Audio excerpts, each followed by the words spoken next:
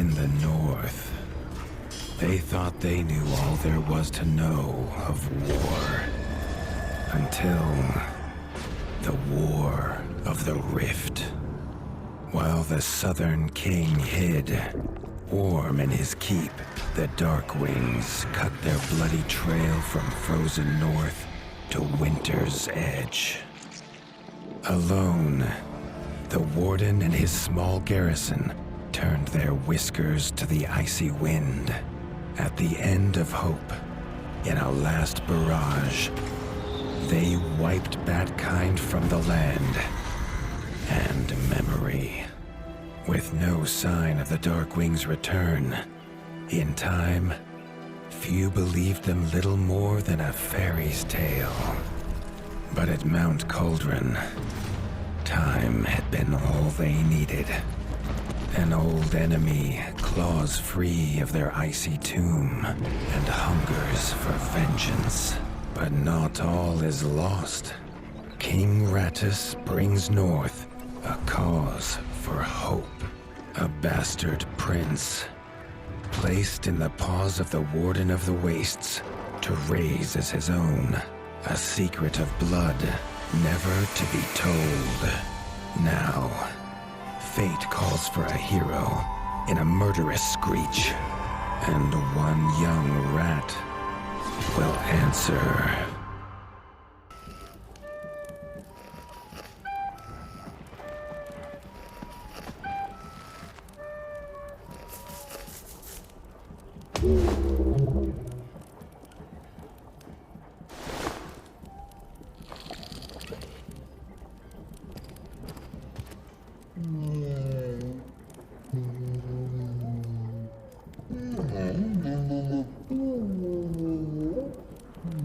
The stomp of his father's boots on the stair was how every morning began for Arlo. The booming shout to ready himself was louder still. But such was Lord Eivor's zeal at a new day.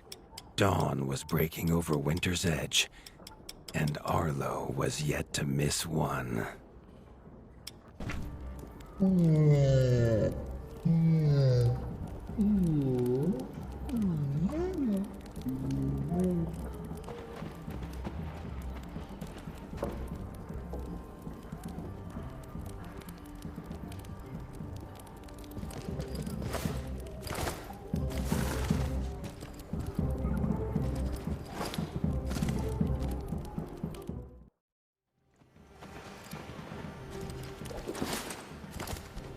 The castle echoed with the horns of the returning hunters, bringing their night's bounty. Arlo's little heart quickened to hear it. The only thrill to be found inside the high walls was a hunter's tales of what lay beyond them.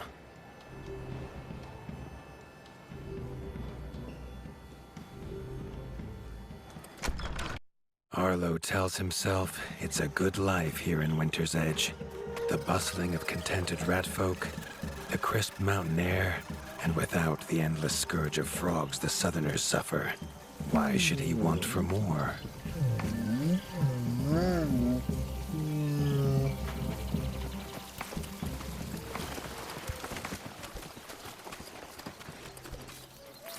There was no time for tales of the hunt today. Lord Eivor was already dividing what was an excellent haul, happy to see his people provided for. Arlo longed only to join the hunt, to see the ratdom or even the lands beyond. His father called it a fool's wish. Arlo's destiny was unshakable, much like the keep that would become his by birthright. Arlo has no memory of his mother, but Hilda's food was a true taste of maternal kindness. With the right ingredients, she would make meals nourishing to body and soul.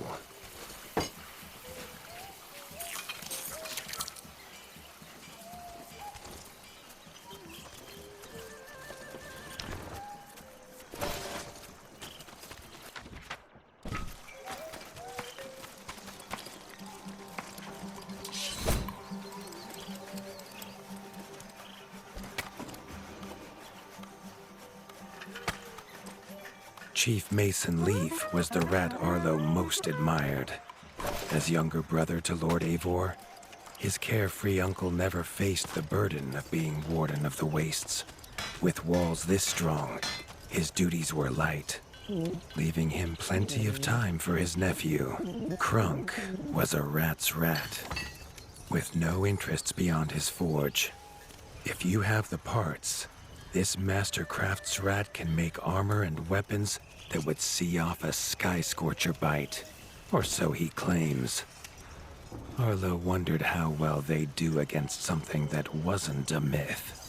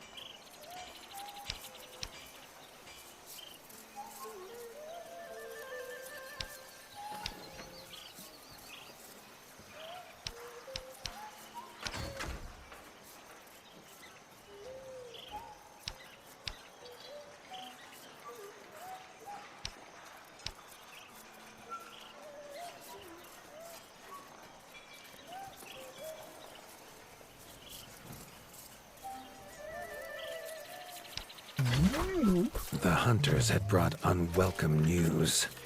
A family of the reviled creatures ratfolk called backstabbers had moved into the wastes. Eivor told his son to fetch his weapons.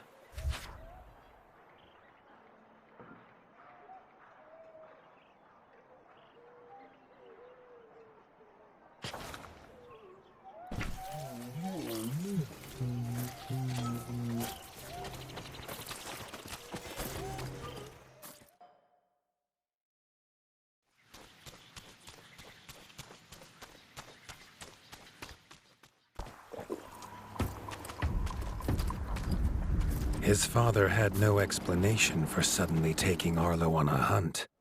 It even gave the hunters pause. Arlo had been taught to fight, and better than most. But rarely had he been tested. He was determined to prove himself. The rugged terrain of the outskirts could have taken all day to traverse, but Arlo's trusty grappling hook allowed him to swing between its many crevices.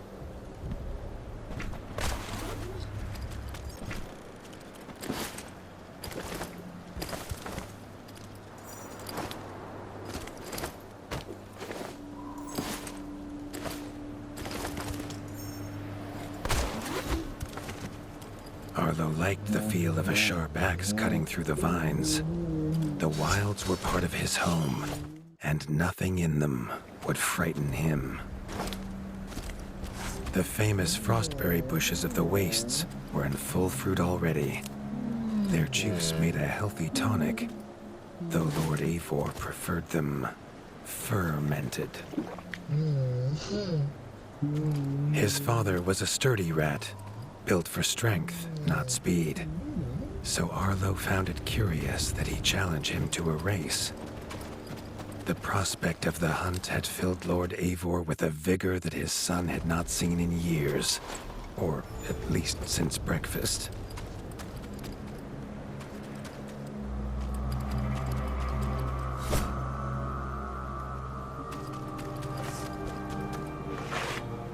A warden fights the hardest battles, he told Arlo, and needs the sharpest blade. With that, Eivor gifted Arlo his own sharpening whetstone.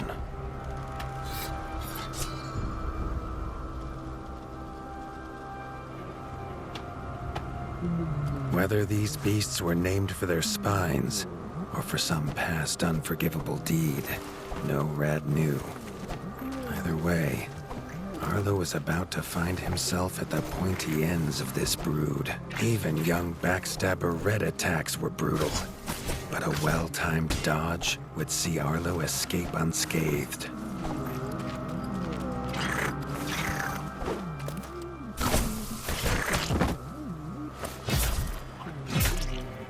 This backstabber lived up to its name with its deadly white attack, but Arlo's shield could block the deadly spikes.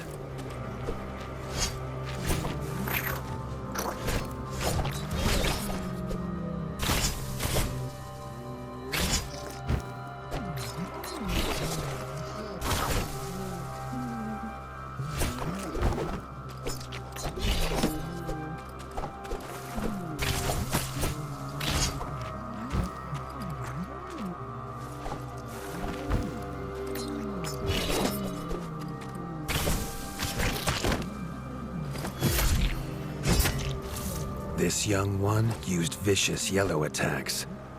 Arlo had to time his parries perfectly.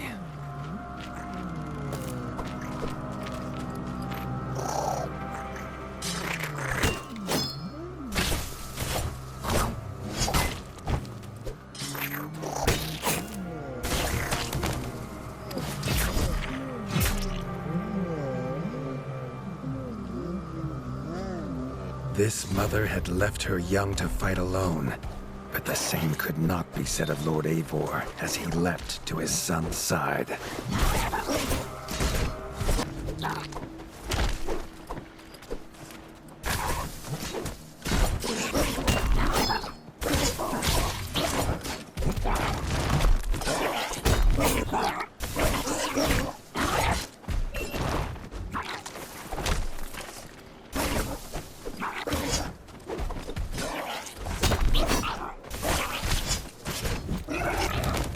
It was Lord Eivor's mighty blade that took her head, but the fight was won together.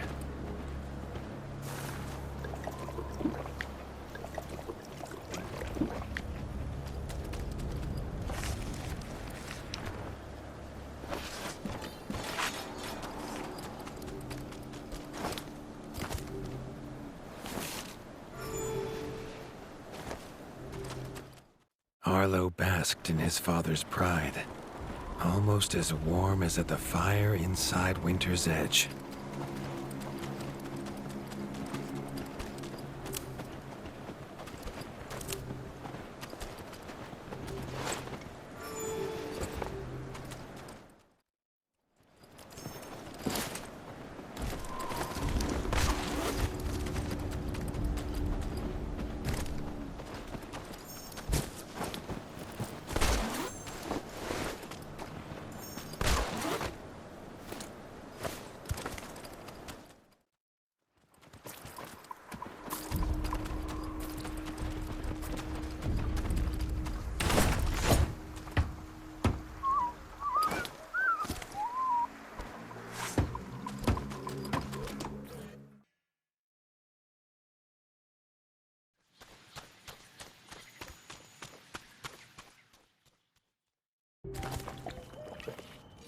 Triumphant and keen to tell the tale of his son's victories, Lord Eivor set to a night of drinking with the elders.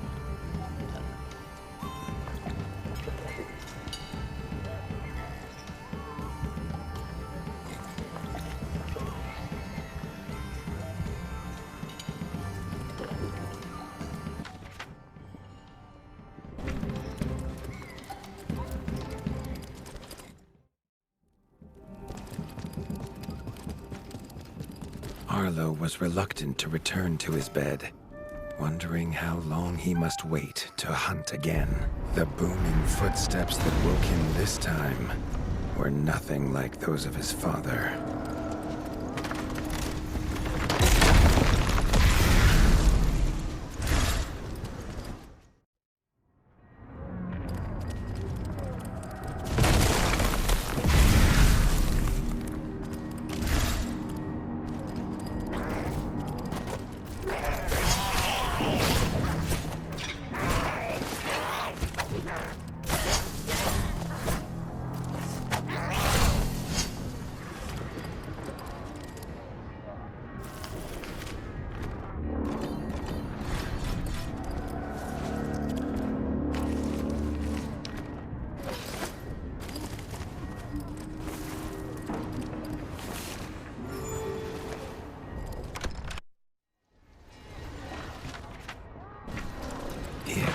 found his father. The warden stood alone, holding back a whole Dark Wing army, their cruel Count Kazak leading them. His father charged, but the Dark Wing Count was as fast as he was strong. The Winter's crown tumbled to Arlo's feet, now without a head to rest on. There was no time to grieve his father, as from above the Count revealed his greatest weapon, a Sky Scorcher. Not a fairy's tale, but an undead beast whose very breath could level kingdoms. And its eye was trained on Arlo. All that came next was a fog of bloodlust, snapping jaws, and the beating of leathery wings.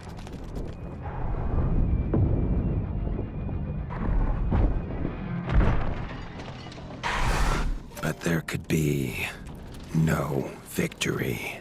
Arlo awoke, groggy and warm to his father's shouts. Only he wasn't in bed. The warmth was from the fire that had engulfed Winter's Edge, and the shouts were his uncle's. The only other survivor of the Darkwing attack, Leaf was bruised and his hind paws barely steady. He'd seen villagers flee to the outskirts. Arlo knew it was up to him to make them safe.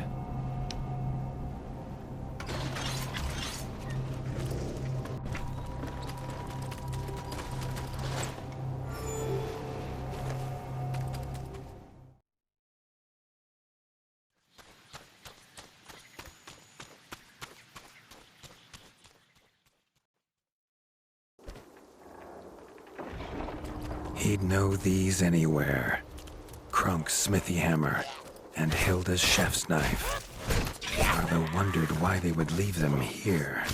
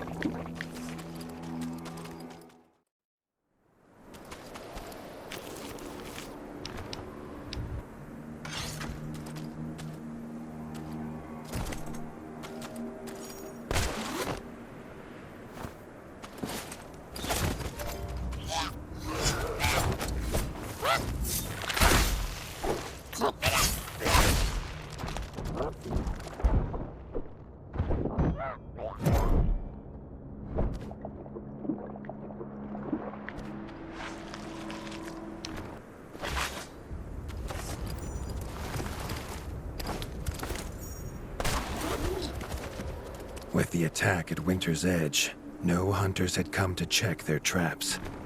Arlo thought he might find a use for them.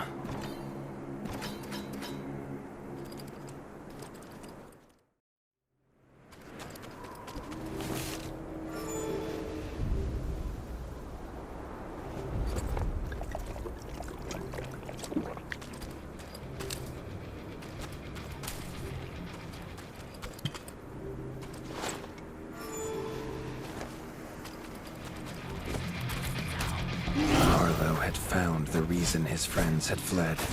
The taunting shrieks revealed that this was Baron Frostovik, son of the Darkwing who took his father, and therefore, a perfect target for his revenge.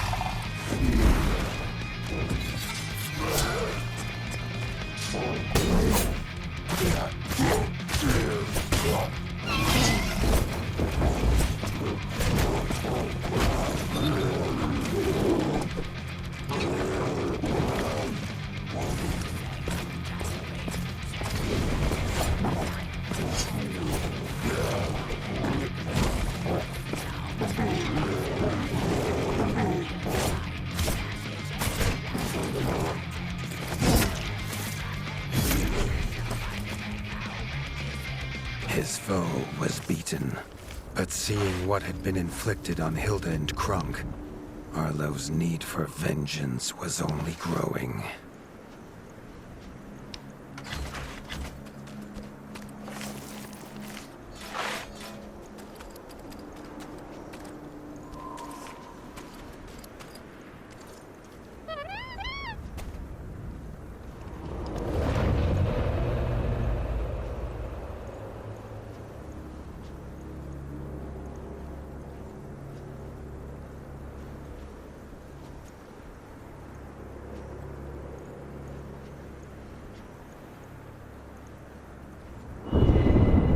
Arlo suddenly wished to be within the walls of Winter's Edge, to hear the boot and boom of his father at dawn, a sound he realized he'd never hear again. He needed to return to whatever was left and make his plan.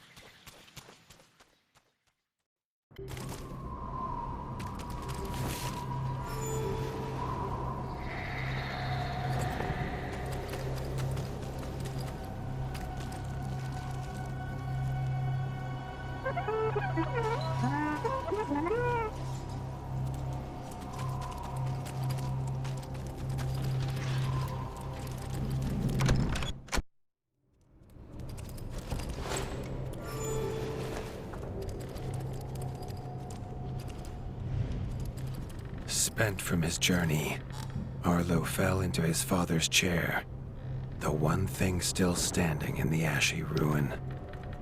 It was his chair now, along with the title of Warden of the Wastes. Arlo's shoulders slumped at the weight of it, but only for a moment. The Dark Wings had nearly scorched the ratdom to ash before, and now it was for him to stop them.